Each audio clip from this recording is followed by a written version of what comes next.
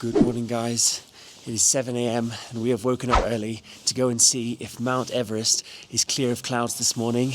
And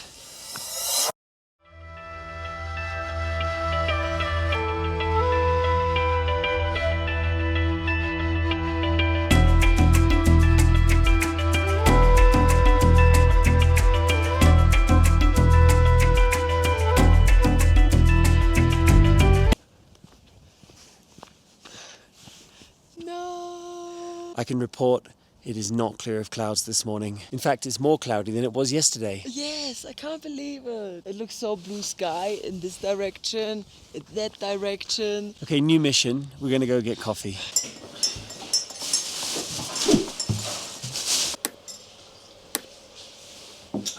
Guys,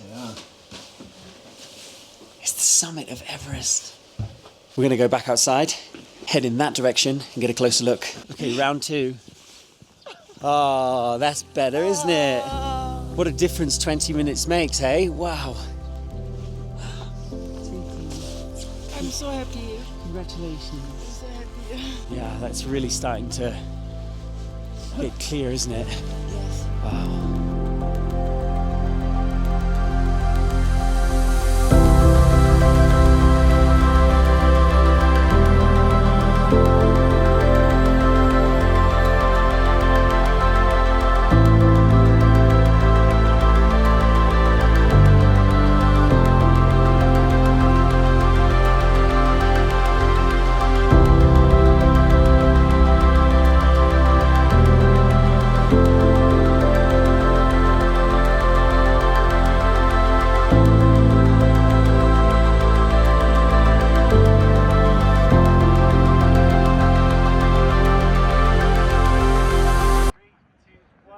Welcome to Mount Everest!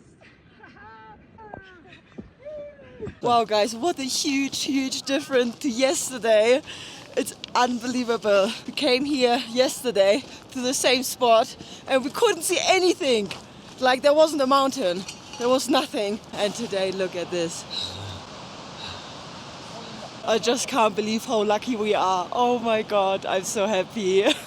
Oh, I'm so happy. So I don't really need to tell you, but this is Mount Everest, known locally in Tibetan as Chomolungma, or in Nepalese from the other side as Sagarmatha, and this is Earth's highest mountain. Its height was most recently measured by Chinese and Nepalese authorities as 8,848.86 meters. That's very exact, or 29,031 feet tall. The name in Tibetan, Chomolungma, means Holy Mother, and interestingly, in Nepalese, Sagarmatha means Goddess of the Sky. So it's pretty much universally accepted that Mount Everest is a woman. In Tibetan Buddhism, a goddess called Myo-Langsangma, or the goddess of inexhaustible giving, is said to live at the top of this beautiful mountain. And according to Sherpa Buddhist monks, Mount Everest is Myo-Langsangma's palace and playground. And what a playground that is. The first recorded efforts to climb this majestic mountain were made by British mountaineers, and at the time they were not allowed to enter Nepal, so the first attempts were actually done from this side, probably through this very valley to the North Ridge. In 1922, an expedition marked the first time a human had ever climbed over 8,000 meters on the North Ridge of this mountain, which is the ridge that we can see from here. But then finally, in 1953, Tenzing Norgay and Edmund Hillary made the first recorded ascent of Mount Everest using the South Ridge route from Nepal. But still, from this side of the mountain, Everest had never been climbed. And then, finally, 7 years later, a Chinese mountaineering team made the first ascent of the peak using the North Ridge route on the 25th of May, 1960. So there we go. It looks like we're in luck this morning. Yes, I'm so happy because I was actually dreaming about clear skies and that we had a really nice view of Everest. But then waking up in the morning, peeking out, seeing the big cloud, I was like, no. But now I'm so happy, seriously. I mean, this trip has been amazing, but this is sort of like the pinnacle of what you can see on this trip. On day 5 we had a view, it was cloudy. Yesterday we had views, it was cloudy. Yes. And this morning was our very last chance of seeing this beautiful mountain. Everest made us wait, but it was worth it because look at that. Anyway, I think we better head back now to have some breakfast. Maybe the team is already waiting for us. But this is only the start of the day, guys. We still have a long ride ahead, so let me show you where we're heading today. So we are here at the Mount Everest Base Camp, and today we'll be riding back across the plateau towards the border of Nepal, passing by the majestic Lake Pelkonen and finishing the day in Kirong. Gentlemen, please, today should go too slowly. Because from here to go another side, sometimes route is not really well. You can't see another side, route is like this or something. Sometimes, please, today, last day in Tibet, should go too slowly, safely journey. We need our last day to be successful. Yes. Okay, please. So now we have taken the bus back down the mountain and we are back in Tashizom and we have no more views of Everest. Oh. But we had a spectacular 24 hours at the Everest Base Camp. What a special place that is. We were all eagerly watching the window over dinner last night, praying that those clouds would just disappear. This morning, one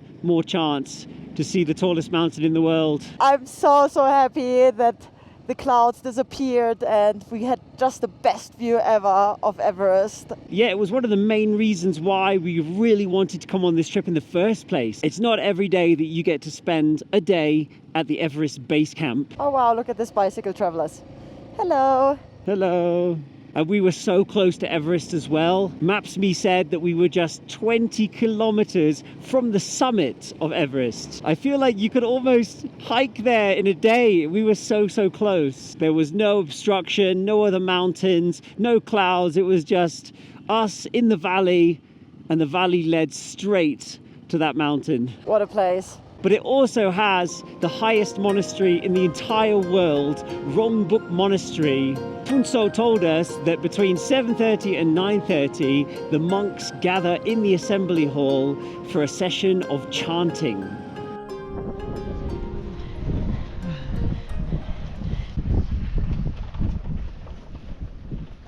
Phuntsho has kindly joined us here to show us around. Most highest monastery. The highest monastery in the world. Hello. Are the monks here vegetarian? Depends. Okay.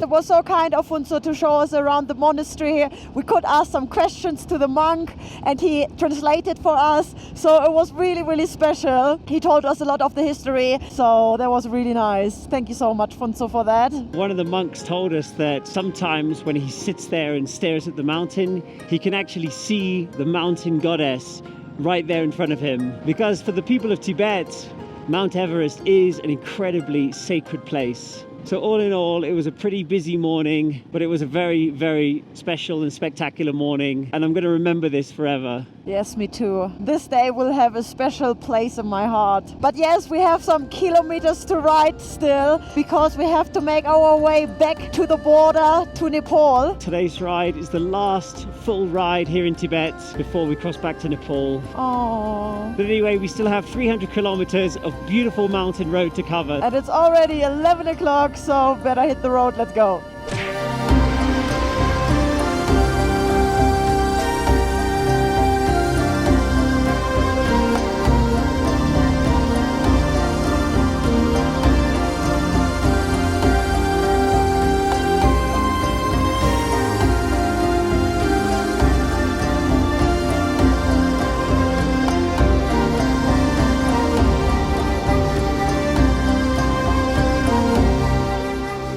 Wow, that's a big view in front. Look at that. Wow, honestly, this ride is so beautiful. I really will miss the Tibetan roads. It's been such a crazy journey. We had really everything, like difficulties, the best views ever. We learned a lot about the culture here. I will miss Tibet. And already This place looks so different to the landscape that we had around Everest. We've gone from Switzerland to Morocco in about 50 kilometers. Yeah, the landscapes change so rapidly. Not a bad ride for the morning, hey? I think everybody feels really comfortable on their bikes now as well. Everybody's loving the Himalayan 450s now. I talked to some people and they're like, you know what, I will get one. Yeah, it's a good advert for Royal Enfield. Totally, I mean, I'm in love, you know? Although, I already want the bigger bike.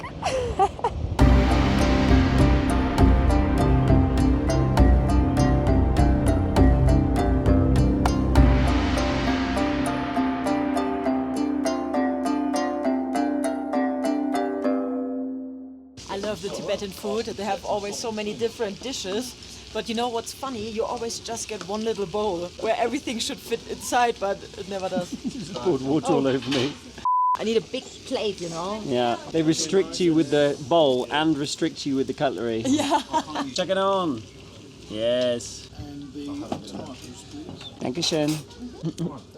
Jamie, you want to spin? Whoa, you're so good with those chopsticks.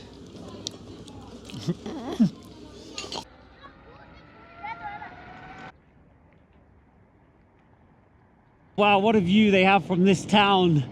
These open plains and then these huge snowy peaks in the background. Yeah, it's a pretty epic location for a town. This sort of view reminds me a lot of Mongolia as well. Yeah, especially with all the herds of animals around. From here we can see cows, sheep, horses. Oh wow, I think there's an eagle. We just hit a massive traffic jam. Ni hao. Hello. Okay. Ni hao. England. Yes, we go Kirong. Yeah, I don't know what's happened up ahead, but judging by the policeman that just zoomed past us, I think there's been an accident.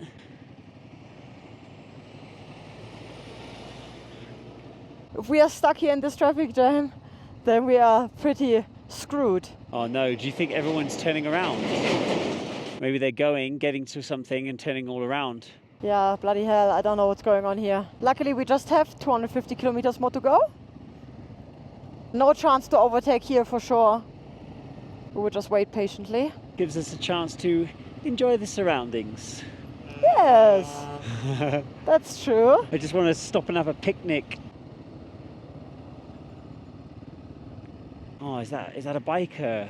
Oh no. Oh no, it is a biker. Is he alright? Oh bloody hell. Oh wow. Something really bad has happened there. Yeah. Oh my no. goodness. Bloody hell. Oh, I hope he's alright. That reminds you as well, hey? You're on a bike, you're very vulnerable. You have to have your eyes all the time on everything. And also Yeah. don't go too fast. Whoa, look at Punso go. We're just taking a small break here and Punso's doing a mini workout. Nice job. How many? 22. 22. Good job. Wait, whoa, my turn. Look at this truck. They're carrying 2 vans side by side. Wow, look at that. There are 10 vans on that trailer. Wow, what a contrast between the sandy desert in front and the snowy peaks behind. Look at that. I mean, that's just magical. Yeah, this road is just giving and giving. But soon we're going to be coming up to another one of Tibet's wonders, the massive and blue Pelkonen.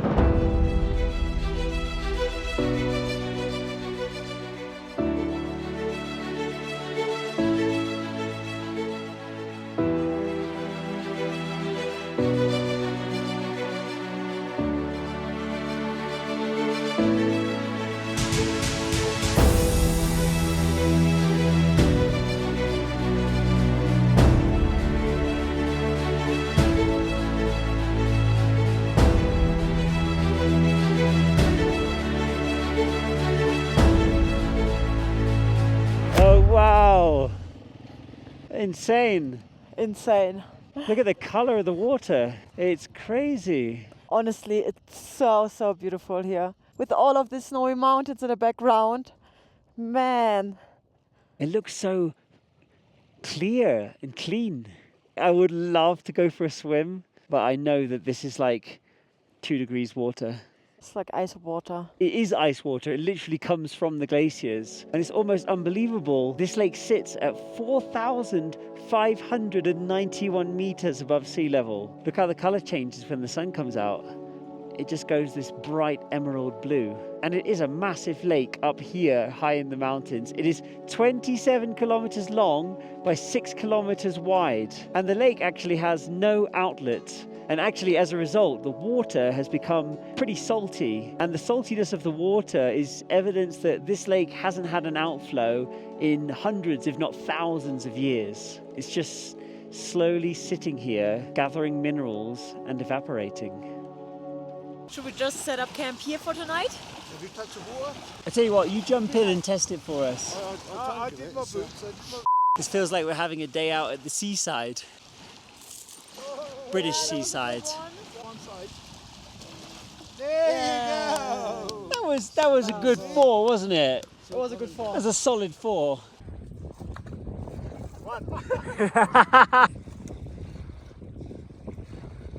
Oh, I do like to be beside the seaside. I do like to be beside the sea.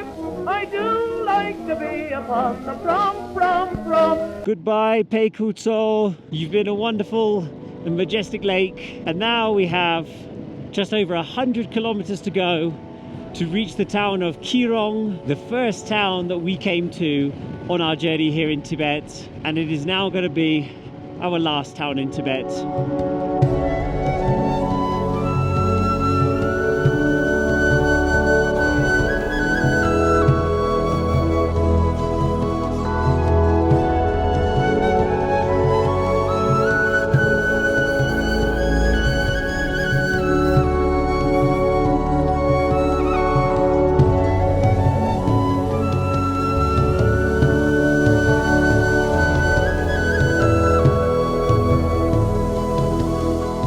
We are coming down our last major pass of the trip, but seriously, the amount of passes that we've done on this trip has just been insane.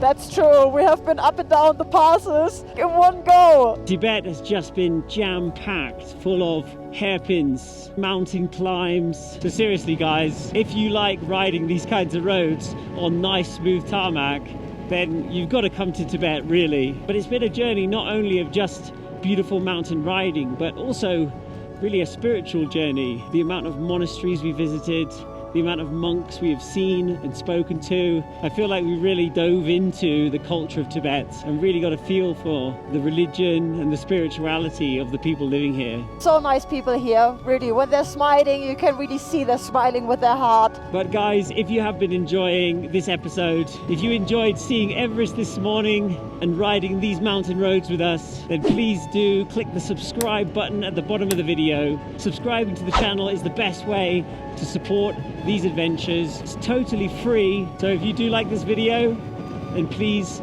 subscribe to the channel today. Thank you so much, guys. And also, if this kind of adventure appeals to you and you think, yeah, I want to do riding like that, then why not join us here on one of our 2026 tours? Check out the link at the top of our description. That is a link to the Extreme Bike Tours website, and there you can see all the tours that we'll be running. So if you feel like this kind of adventure might just be for you, then click the link in the description.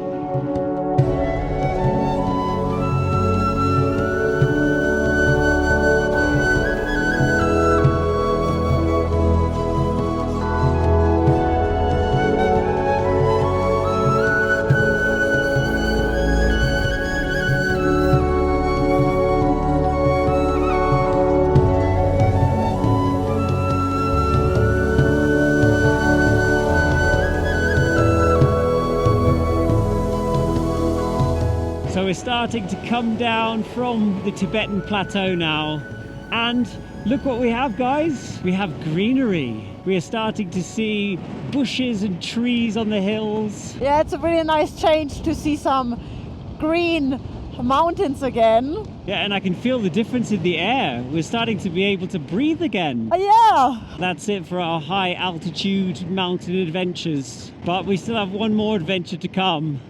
and that is crossing the border back into Nepal and then heading into its capital city, Kathmandu. Oh yes, the adventure is not over just yet. There it is, guys.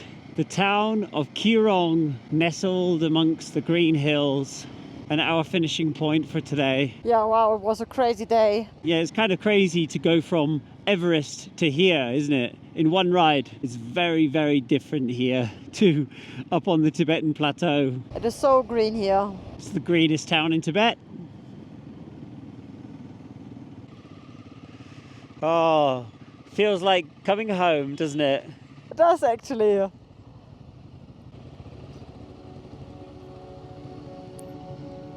There we go, guys. We made it. Happy and alive. Yay! We'll just check into our room now and then get a good rest for our final day tomorrow, crossing back to Nepal and riding to Kathmandu. And that's it from us today. We hope you enjoyed the video. If so, please give us a thumbs up, subscribe to the channel, share the video with your friends and family, comment below, and we will see you next time.